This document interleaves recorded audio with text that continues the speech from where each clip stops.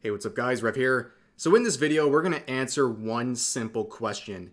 Men, does working out make you a Nazi?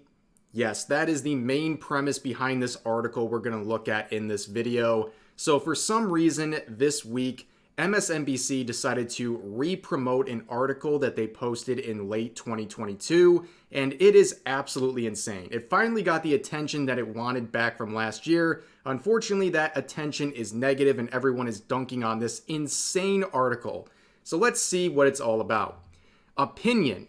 Why the far right is really into home fitness. It appears that the far right is taking advantage of the pandemic at home fitness trends to expand its decade-plus radicalization of physical mixed martial arts, MMA, and combat sports spaces. Wow, I guarantee we'll definitely get a source for that outrageous claim, right? Spoiler alert, no we're not. But let's go on and see the justification for this thesis that MSNBC is trying to push with this opinion piece. So it says, initially lured with health tips and strategies for positive physical changes, new recruits are later invited to closed chat groups where far-right content is shared. Now, knowing the media, what is far-right content? I mean, these are the same people who think like Pepe the Frog is a symbol of hatred, okay? Their vision of what far-right is pretty expansive. But keep in mind, guys, when we go through this article, you have to trust my word, because every day I log into social media and I'm called alt-right and a Nazi because apparently my views of being an advocate for free speech is relating to the core tenets of the alt-right, apparently. Yeah, we all know Nazis love free speech, right? But nonetheless, this whole premise of luring people in with their interests and then trying to radicalize them is something that is very well known, and it has nothing to do with fitness exclusively. They use this for every interest and hobby out in the world. That's a key way to radicalizing people, is reaching out through their interest to gain their trust and their attention.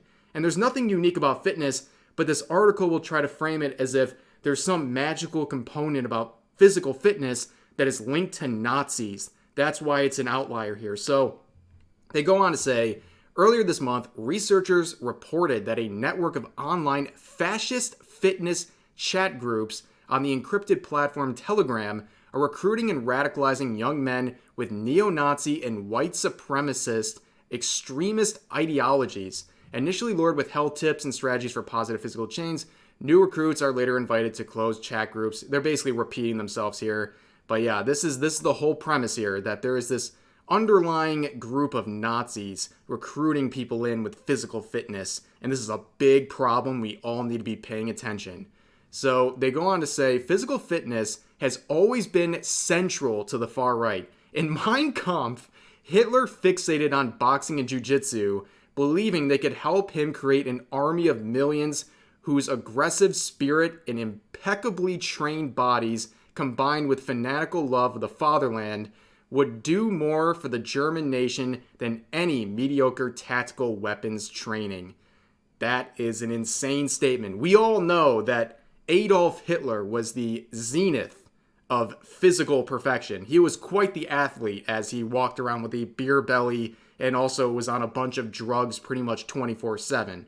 But yeah, this idea that because Hitler wanted to train his soldiers to be physically fit, that somehow being physically fit makes you a Nazi, or is a core tenet of what Nazism is all about, that's what we call a bit of a reach, ladies and gentlemen. But let's continue.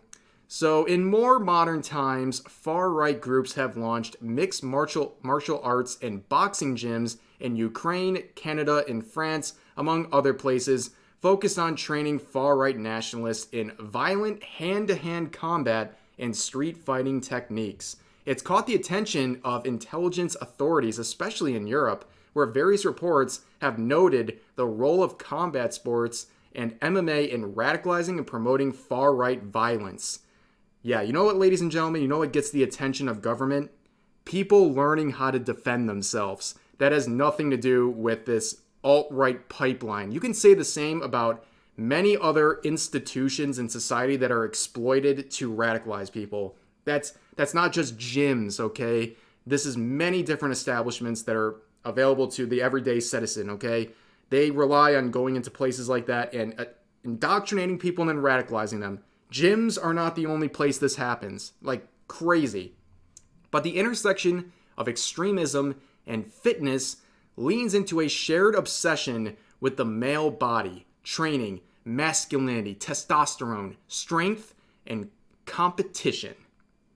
Yes, ladies and gentlemen, if you care about things like competition and training your body and being disciplined, well, you're an extremist. I hate to say it. I hate you had to find out in this video that you're an extremist, but yeah, working out, caring about your body and treating yourself right and pushing yourself and competing, that's extremism. You're an alt-right extremist. I wonder if they have the same sort of treatment of women who work out. Remember, this whole article has been talking about men, acting like women don't work out either. Like, it's crazy to me. So if women focus on training and all these things, are they also alt-right? Is this also an appeal to the alt-right? Of course not. They're singling out men for some reason, and that's pretty predictable coming from articles like this. But yes, moving on.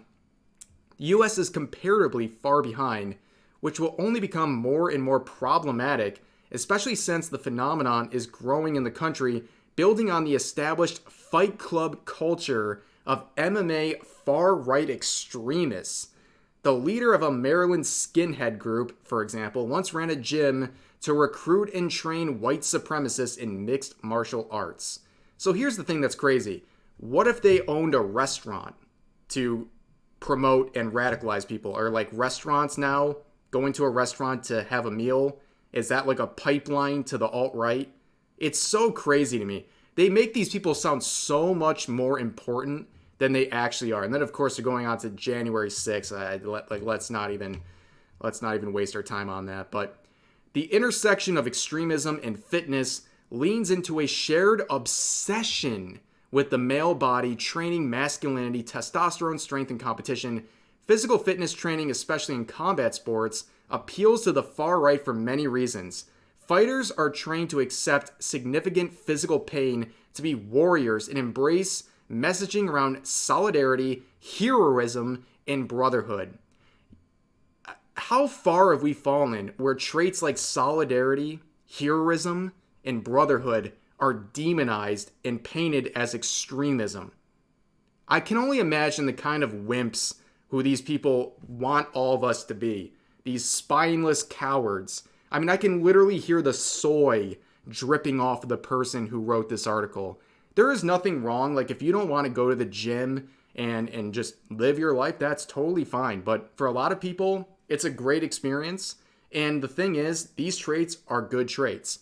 And I feel like a person making this article has no understanding of what physical fitness is, okay? So they probably imagine every single person at the gym is some meathead dude walking in with a liter of a water jug, and they're grunting and lifting super heavy weights, when fitness is a lot more diverse than that. It takes many different forms. I mean, some of the most jacked dudes I've ever seen are guys who focus on things like yoga, aerobics, and other things that typically aren't viewed as like masculine, super testosterone-filled activities.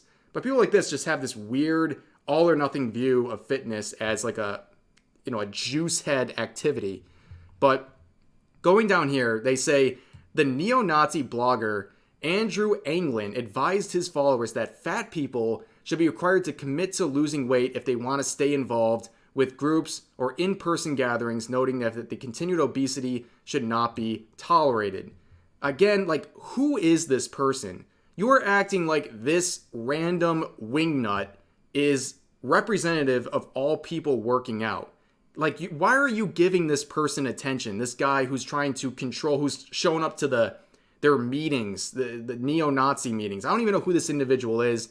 And apparently they want to like act like he's some powerful individual. People like this love to see themselves end up in an article on a mainstream news platform like this. It's very validating to them. And it's so funny that these people literally make boogeymen out of some weird blogger who's probably saying some complete nonsense to sound edgy on the internet.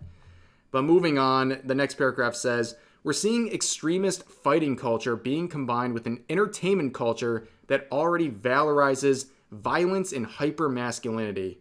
I wonder what they're referring to with this statement. Like, are you talking about video games? movies, things like rap culture, like, are those to blame? In combination with extremist fighting culture. I think fighting culture is a part of many different cultures. I don't understand what's so unique about this extremist end of it, but nonetheless, my brain cells are frying. Can you guys see the wheels falling off here? Like, it actually gets a little bit disorienting trying to read these articles, but let's finish it up. With recruitment now moving from physical gyms to chat rooms, live streamed fights, tournaments, festivals, and even combat sports video games. Of course, video games get dragged in. We're seeing extremist fighting culture being combined with an entertainment culture that already valorizes violence and hypermasculinity. What is with these articles and repeating themselves? They just copy and pasted this whole statement here and then just reposted it right here. Word for word, bar for bar. Like, are you trying to fill up word space here? Like a word count? Man, like even people in high school don't do this stuff. But nonetheless, moving on. Fitness, of course, is a staple and a hobby for many, for whom it is enjoyable and rewarding for brain health and overall well-being. Physical fitness channels dopamine, adrenaline, and serotonin in ways that literally feel good, intertwining those feelings with hateful and dehumanizing ideas while promoting the concept that physical warriors are needed to create the strength and dominance to defend one's people from a perceived enemy makes for a dangerous and powerful cocktail of radicalization. That is a lot of word salad, ladies and gentlemen. What the hell did I just read? You know what? I'm not even reading the final paragraph. I've had enough. Like, this is absolutely insane to me. So, like, you know, guys, I'm going to come clean, okay? On my Twitch streams, sometimes we have workout streams where we spin a little wheel with different exercises and we do them together. But I'm going to be forthright since you guys are, indoctrinated by me. The whole point is to radicalize you guys. That's the whole point, right? Like when I'm telling you guys to do lunges together, right? We're doing lunges. That's not a physical activity. It's actually an indoctrination process. I am teaching you to lunge away from women's rights, to lunge away from including people and being inclusive. Like, it's so ridiculous. We're at the point where we're demonizing people working out. I mean, come on. There is nothing unique about fitness that makes it some sort of an extremist, exploitative tool for them to indoctrinate people. It's just hobbies and interests that they use. Nothing unique about fitness, and let's not demonize something that's good for people. Working out's not for everyone, but personally, when I go to the gym, I feel great. Everyone goes to the gym for a bit of vanity, right? Everyone wants to look good going to the gym, work on their body. But for me, and I know a lot of other people, it's the main reason I go is mental health. Okay, I go to the gym basically every single day because I know when I go, I'm going to feel better mentally when I leave. That doesn't happen with everyone, but I know a lot of people are like me, and that's why the gym is so important to me. It has nothing to do with political views. It's not indoctrinating me. It's not doing anything like that. And to suggest otherwise is insane. But that's going to do it for this video. I hope you guys got a laugh out of this article. Crazy stuff. Share your thoughts about today's article in the comment section down below. Hope you guys enjoyed, and I'll see you next time.